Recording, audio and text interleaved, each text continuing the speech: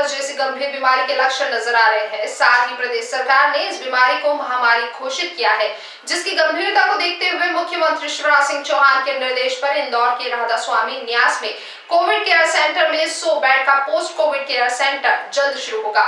इसमें खास बात यह रहेगी कि कोरोना से ठीक हुए मरीजों का निःशुल्क परीक्षण किया जाएगा।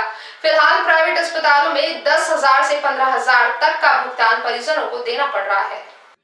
इंदौर के रेसिडेंसी कोठी पर पत्रकारों से चर्चा के दौरान मंत्री तुलसीराम सिलावट और बीजेपी सांसद शंकर लालवानी ने बताया कि राधा स्वामी व्यास अहिल्या कोविड केयर सेंटर पिछले 1 माह से संचालित किया जा रहा है। अभी तक इस कोविड केयर सेंटर से करीब 2500 मरीजों को स्वास्थ्य लाभ मिल चुका है। मंत्री तुलसीराम सिलावट ने बताया कि प्रदेश में कोरोना से ठीक हुए मरीजों में ब्लैक फंगस जैसी बीमारी के लक्षण सामने आ रहे हैं। इसमें मरीज को खून के थक्के आंखों के नीचे जम रहे हैं। ऐसे मरीजों के स्वास्थ्य का निदान करने के लिए प्रदेश के मुखिया शिवराज सिंह चौहान ने निर्देश दिए हैं, जिसके तहत राधा स्वामी आश्रम न्यास Ahilya Covid care centre black fungus के मरीजों का भी निःशुल्क प्रशिक्षण किया जाना तय हुआ है। इसी कड़ी में राधा स्वामी पोस्ट कोविड केयर सेंटर में 100 बेड का अलग से सेंटर बनाने के निर्देश मिले हैं। मंत्री तुलसीराम सिलावट ने बताया कि इस सेंटर में प्रतिदिन नाक, कान, गले से ग्रसित मरीजों का संपूर्ण स्वास्थ्य परीक्षण किया जाएगा। फिलहाल देखने में आ रहा है कि यही जांच निजी अस्पतालों में 10 से 15,000 रुपए में हो रही है। कि ये 1 माह संचालित है, अभी तक लगभग 2500 मरीज ठीक होकर राधा स्वामी सच में स्वस्थ होकर गए हैं। और आपको मालूम है कि कोविड से ठीक हुए मरीजों में नई चुनौती, नया चिंता का विषय जो आपको और देखने में आ रहा है, जिसे ब्लैक फंगस कहते हैं। खून का थक्का जम जाना एवं अन्य प्रकार की मेडिकल परेशानियां निकलकर सामने आ रही है।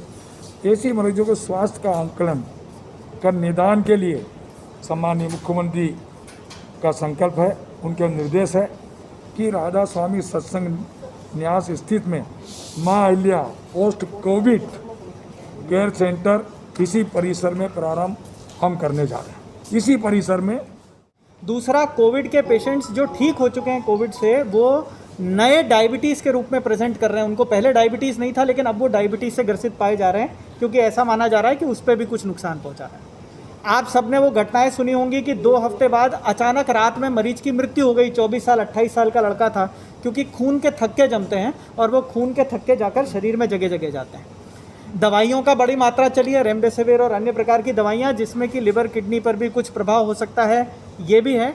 और चूंकि कोविड फेफड़ों की बीमारी थी, इसलिए फेफड़ों में जो कमी है या फेफड़ों की जो रिकवरी है वो तेज़ नहीं हो पाई, इस कारण उनमें भी समस्या बनी हुई है। दुनिया भर में जो स्टैंडर्ड ऑफ केयर है उसके अनुसार हम पोस्ट कोविड केयर सेंटर्स की अब चर्चा कर रहे हैं। ये सारी बीमारियां, अभी ब्लैक फंगस को लेकर आप सब ने बहुत सारे प्रश्न पूछे, इंजेक्शन और अन्य चीज़ों को लेकर, लेकिन ये सारी बीमारियां ऐसी हैं कि जिनको अगर हम समय पर पकड़ सकते हैं तो हम इंटरवेंशन करके इससे होने वाला नुकसान और हानि को बहुत मात्रा तक 80-90% तक घटा सकते हैं। फंगस को लेकर भी ये विषय है कि अगर आप साइनस की एंडोस्कोपी, मतलब नाक की दूरबीन से जांच अगर आप शुरू करें और अगर आप अर्ली पकड़ लें तो बिना इन महंगे इंजेक्शनों के भी काफ़ी मात्रा में डिजीज़ को कंट्रोल किया जा सकता है। वहीं सांसद शंकर लालवानी ने पत्रकारों से बताया कि पोस्ट कोविड-19 खोलने के लिए मुख्यमंत्री शिवराज सिंह चौहान द्वारा दिए गए हैं।